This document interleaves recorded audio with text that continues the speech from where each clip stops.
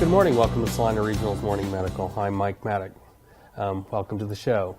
Today's program, we're going to be talking about some education tools we use at Salina Regional Health Center. With me, I have Ashley Vail and Tina Sunderlin. You are education coordinators with Salina Regional's organizational development team. So thank you very much for being on the show. We also have somebody else here. This is Hallie. Hallie. Hallie is a mannequin with the simulation lab, which is what you work in. So, Ashley, we'll start with you. What exactly is the simulation lab? The simulation lab is a series of mannequins up on our floor that we use to teach doctors, nurses, respiratory therapists. We have several. We actually have 7 in total.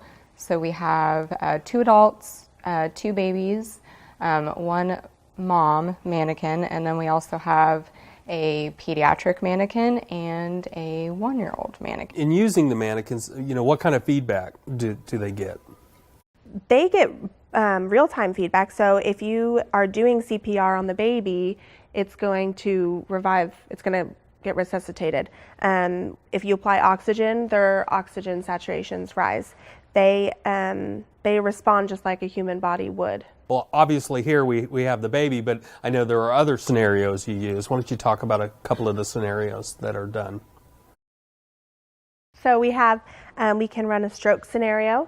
We can have, our mannequins can have seizures. They can have hemorrhages. We can administer blood. We can administer heparin. We can have blood clots. We can change the way the lungs sound so that we can teach new nurses what different lung sounds would sound like. They can hear hearts, tummies, throats, lungs, all the different organs that we need to be able to listen to, we can hear.